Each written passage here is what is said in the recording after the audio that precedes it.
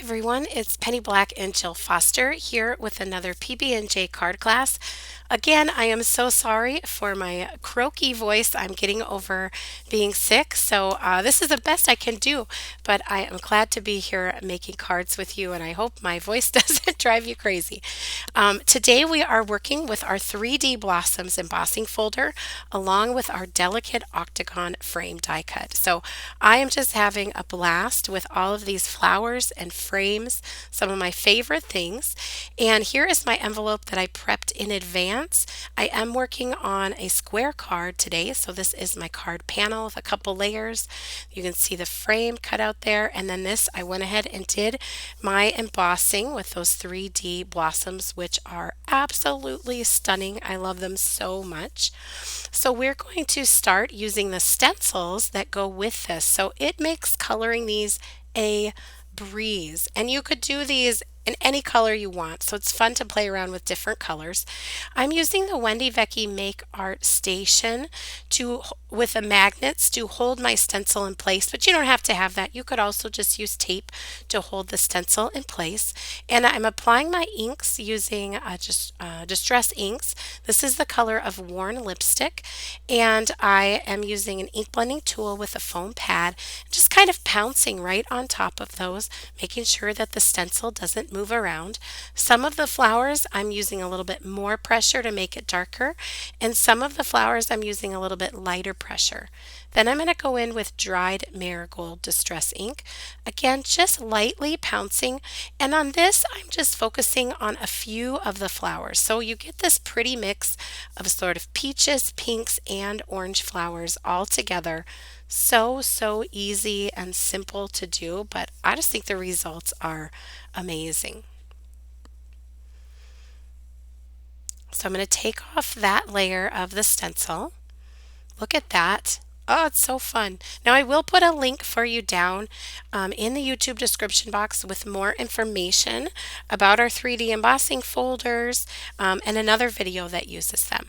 So I'm just going to grab the next stencil layer here. Really simple with the layers. It does not complicate it at all. What I'm going to use for those flower centers is a fingertip dauber, also for the stems. So this is some Forest Moss Distress ink, and the fingertip dauber is just like a sponge dauber that just gives you a little bit more control to get into the places where you want the ink so that I don't get the green on the flowers essentially.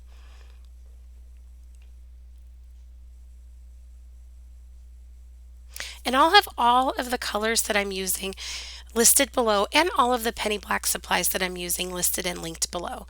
Now with that fingertip dauber, I'm using gathered twigs on the centers of the flower using a pretty light pressure so that that gathered twigs mostly just goes onto the raised part of the center of the flowers, and I don't get a really dark blob on the whole center.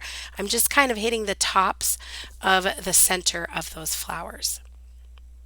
And there you can see close-up view. Now I use the die cut to cut that out, and now I'm going to work with the delicate octagon. So I'm just going to do some very light inking on the background. I'm using Faded Jeans Distress ink just along the top. Now I've taken the delicate octagon, and any place I stuck my flowers in there, and any place that they kind of overlapped I glued. Sorry, I forgot to hit record on the camera when I did that, but that lets me move that around as one piece.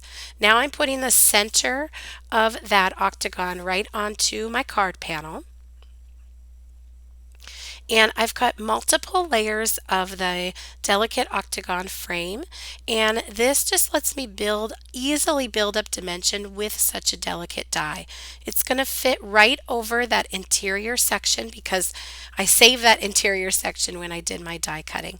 So I put 2 layers of the frame, and then here you can see I have that piece where I can move it as one with my flowers. I put foam tape on the back of the flowers. There is liquid glue on the frame that's on the card base, and I will just position that right on top.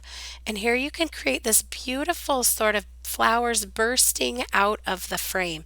And I just love that with that 3D embossing folder and the die cut, it makes it so easy to do that.